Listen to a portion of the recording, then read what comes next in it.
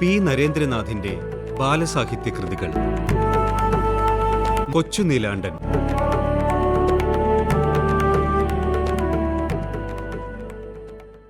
കൊച്ചുനീലാണ്ടൻ്റെ സ്കൂളിൽ 4-ാം ക്ലാസ്സിൽ 4 ഡിവിഷനുണ്ട്. എല്ലാ ഡിവിഷനിലും വെച്ച് ഒന്നാമൻ അവനാണ്. അമ്മയ്ക്കുത്തരം മുട്ടി. അച്ഛന് സന്തോഷമായി. അച്ഛൻ പറഞ്ഞു, എന്നാ പിന്നെ എൻ്റെ മോനിത്തിരി വികൃതിയെല്ലാം കാണിച്ചോ.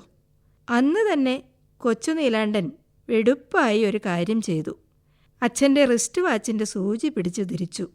വാച്ച് കയ്യിൽ നിന്നും താഴെ വീണു. ചില്ലുടഞ്ഞു. അമ്മ ദേഷ്യപ്പെട്ടുകൊണ്ട് വന്നു. അവൻ അപരാധിയെപ്പോലെ പതുങ്ങി നിന്നു. അമ്മ പറഞ്ഞു, ഞാൻ അച്ഛൻ്റെ കൈകൊണ്ട് തന്നെ തരിപ്പിച്ചോളാം. വിവരം അച്ഛൻ്റെ കാതിലെത്തി. അച്ഛൻ അവനെ വിളിച്ചു. കൊച്ചുനീലാണ്ടാ. അവൻ അച്ഛൻ്റെ സമീപം ചെന്നു നിന്നു. എന്തിനാ എൻ്റെ വാച്ച് താഴേക്കിട്ടത്? അച്ഛൻ സഗൗരവം ചോദിച്ചു. താഴേക്കിട്ടതല്ല, കയ്യിന്ന് വീണതാ. ആരെ നിന്നോടത് എടുക്കാൻ പറഞ്ഞത്? അമ്മയാണ് ചോദിച്ചത്. വാച്ചെടുത്തൊന്ന് കെട്ടിക്കോളാൻ അമ്മ ഇന്നലെ സമ്മതം തന്നില്ലേ? അവൻ ചോദിച്ചു. അമ്മ ആലോചിച്ചു. ഇന്നലെ അങ്ങനെ പറഞ്ഞോ എന്നതാണ് അമ്മയുടെ ശങ്ക. അവസാനം അമ്മ പറഞ്ഞു, നീ സ്വൈര്യം കെടുത്തിയപ്പോൾ വാച്ചൊന്നെടുത്ത് കെട്ടിക്കോളാൻ പറഞ്ഞു. അതിനത് താഴെയിട്ട് പൊട്ടിക്കണോ?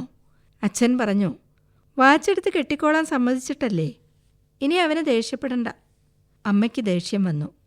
വാച്ച് പൊട്ടിച്ചു. ഇനി മടിയിലിരുത്തി ലാളിച്ചോളൂ.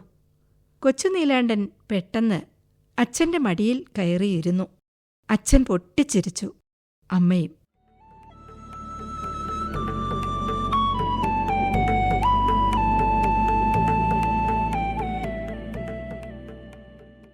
കൊച്ചുനീലാണ്ടൻ്റെ അച്ഛന് ഒരമ്മാവനുണ്ട്.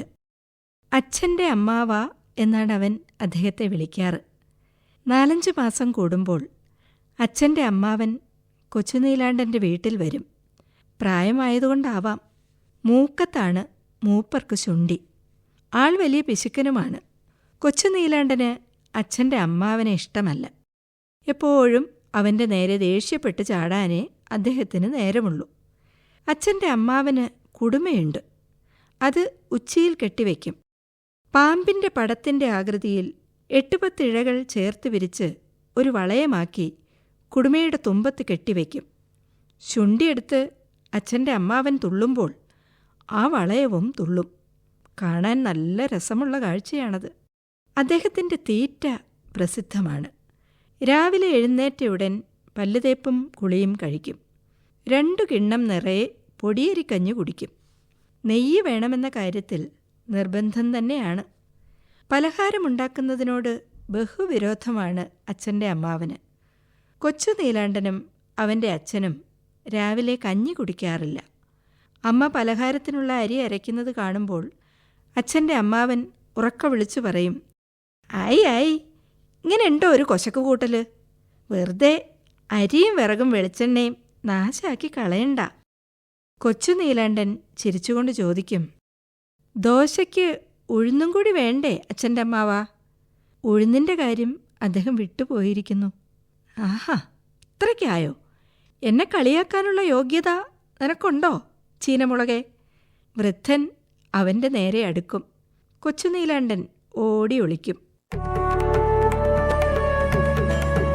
പി നരേന്ദ്രനാഥിന്റെ ബാലസാഹിത്യ കൃതികൾ. വായിച്ചത് പ്രീതി.